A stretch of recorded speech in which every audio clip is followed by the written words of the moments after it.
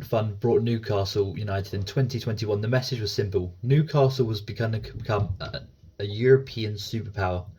The money was there, the ambition was there, and the expectations were enormous. 5 years later, Newcastle have won a Carabao Cup and played Champions League football. So why does it feel like the Saudi project has now completely lost its direction? Because the problem isn't that Newcastle has achieved nothing. The problem is that they were supposed to achieve so much more. In 2021, the Saudi-backed Public Investment Fund completed its takeover of Newcastle. It took over 85% stake in the club and promised a long-term strategy designed to turn Newcastle into one of football's biggest clubs. And initially, everything seemed like a workout plan.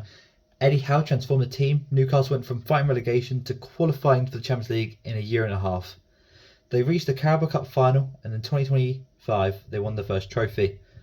For fans, this was supposed to be the beginning, not the peak. The expectations for Newcastle were now to establish themselves alongside City, Arsenal, Liverpool. Instead, the project has gone backwards. Now here's what's interesting. People assumed Saudi ownership meant that Newcastle could simply do whatever they want. But the Premier League financial rules meant that that wasn't possible. Newcastle couldn't just become Man City overnight. They had to grow commercially, increase revenue and spend within the rules. That created a problem. The club needed Champions League football to generate this money. But they needed a stronger squad to consistently qualify for Champions League. It became a circle.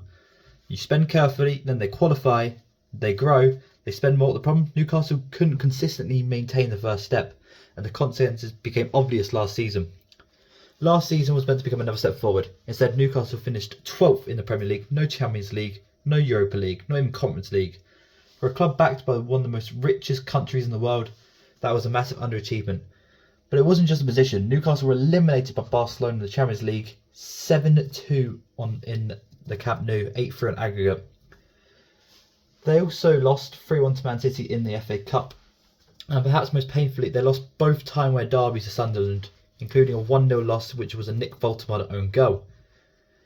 Newcastle no longer looked unstoppable, they looked vulnerable.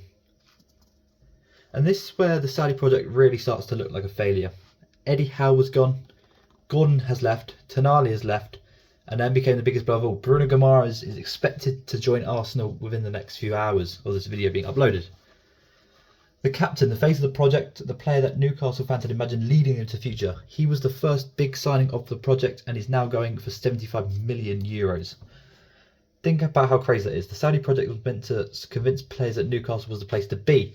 Instead, it's become a stepping stone for players to find their futures elsewhere. That tells you everything.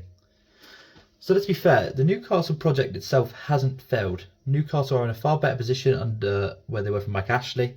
They've won a trophy, they've played Champions League football and they've increased dramatically.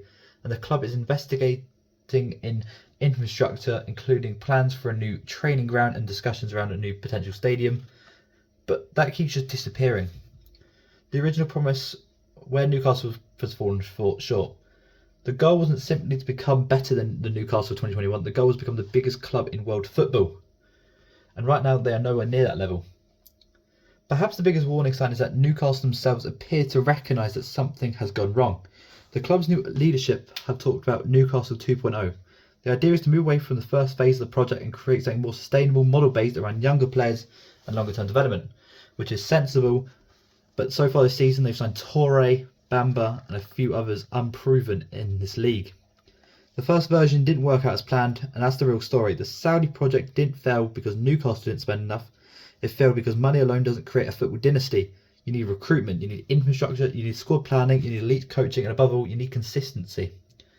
5 years ago, Newcastle was supposed to be the next Man City. Today they're rebuilding after finishing 12th. Their manager's gone, their captain's gone, their biggest stars are gone, and Champions League football dream has disappeared with them. The Saudi project isn't dead, but far from it. But the first chapter has undoubtedly failed to live up to the promises and expectations surrounding it. Newcastle still have the money, they still have their fan base, they still have the infrastructure plans, and they still have time. But now comes the difficult part.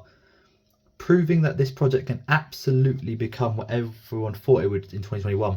Because Newcastle don't need another exciting season, they need a sustainable revolution. Right now, the Saudi project looks like it's not going to take over English football, and more a project that has hit its first crisis.